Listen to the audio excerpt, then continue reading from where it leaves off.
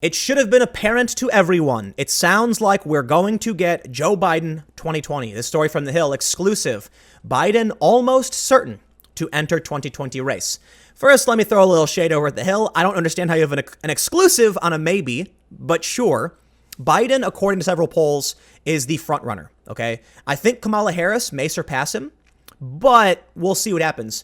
USA Today did a poll, and they found that among likely voters, likely Democratic voters, Joe Biden was number one. Hold on, I'm sorry, he was number two. The number one candidate was someone, I kid you not, it was, quote, someone entirely new. So they don't like anybody. And the field is getting ridiculous. The 2020 field is insane. Look at this list we got. Joe Biden, Kamala Harris, Beto O'Rourke, Julian Castro, Pete Buttigieg, I don't know this, Amy Klobuchar, Terry McAuliffe, Sherrod Brown, Elizabeth Warren, Cory Booker, Jay Inslee, John Delaney, John Hickenlooper, Kirsten Gillibrand, Bernie Sanders, Eric Holder, Tulsi Gabbard, Michael Bloomberg. So Eric Holder announced? Is that real? We'll come to this in a second, and we'll rate this at 538. And we got this little chart, but we can see here most 2020 contenders are either well liked or unknown. Share of Democrats with an opinion of a candidate, favorable rating plus unfavorable versus the candidate's net favorability rating. And we can see Joe Biden is clearly at the top. Okay, so I don't think they're saying these are all the contenders. I think these are potential favorites, but we'll come to this in a second. Let's first check on what's happening with Mr. Biden. Is former Vice President Joe Biden going to run in 2020? This could be big. They say he's almost certain to enter the 2020 presidential race, according to sources familiar with his plans. It's pretty clear he's jumping in, said one source with direct knowledge of the would-be campaign's moves, adding that Biden is 95% there. I want to point out one thing, too. It's really important. First, I think he's going to do it. I think he's going to announce he's running, as the meme goes. But the thing is, because of campaign finance laws, you'll find a lot of these people very often don't announce, and they float exploratory committees, but you know it means they're running. So I think if we're seeing this, we can pretty much say 95%. Yes. The reason he doesn't want to announce yet is probably because he wants to get some, I'm going to be a dick, because he wants to do some $500,000 speeches for Goldman Sachs real quick before it becomes illegal. So basically, before you announce, you can take money from whoever you want. Joe Biden, I'm not gonna throw shade at Biden for this, but I'll just say specifically, a candidate can give a speech to a foreign government for hundreds of thousands of dollars, pay their taxes on it, and then announce. And then you know what I mean. So as long as they do it in a certain way, but not only that, with super PACs, things have gotten so damn crazy. You could just give money to a super PAC. So, okay, the candidate doesn't coordinate with them, but still, they're getting support. But let's read on. In recent days, Biden has sought to build support from grassroots activists and is specifically asking donors for their help in the lead up to an announcement, according to sources. In phone conversations, Biden has been making the case for why he'd be the best candidate in what is already a crowded field.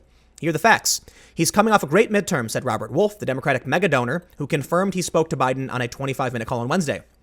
He has been the most popular surrogate during the midterms and one of the only surrogates that can play in all 50 states, and that has given him a lot of confidence that he can do well in a national election, Wolf said.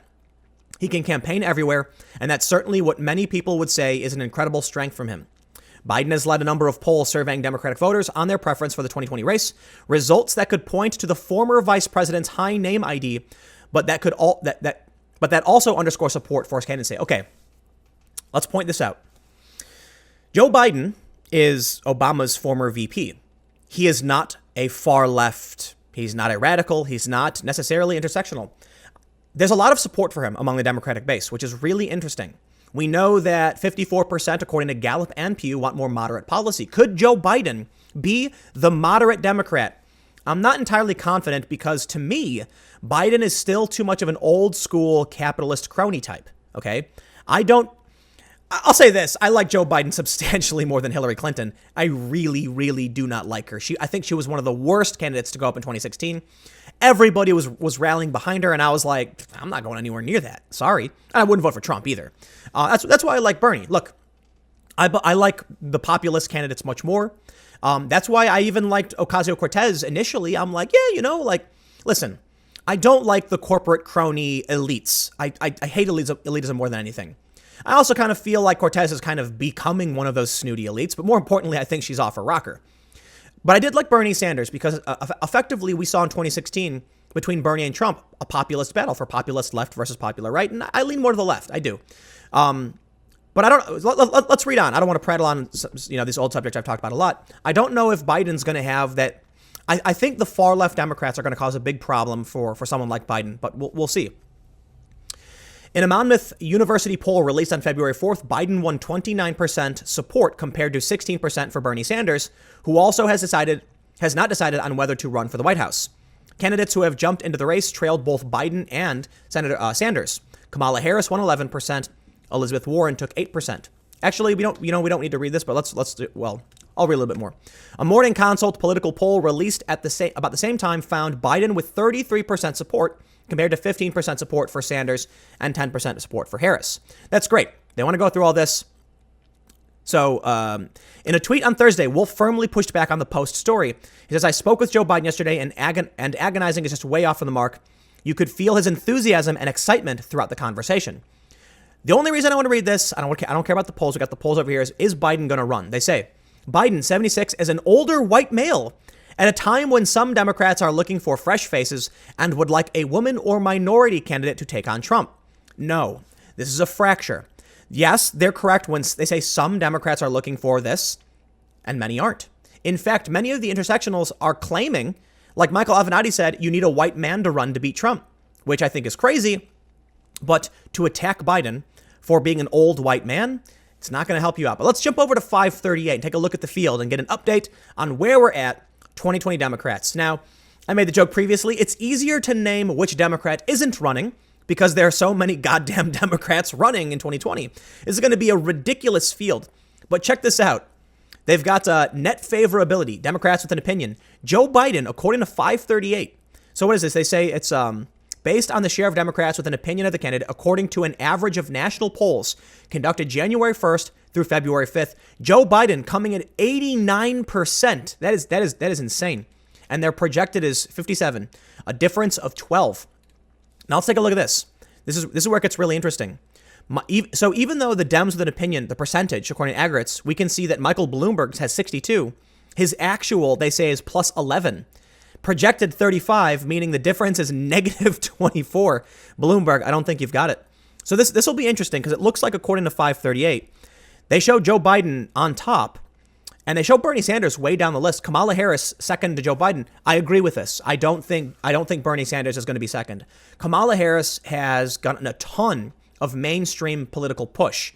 She's like, unfortunately, they're calling her basically, like Hillary Clinton. They're likening her to Hillary, and they're also likening her to the next iteration of Obama.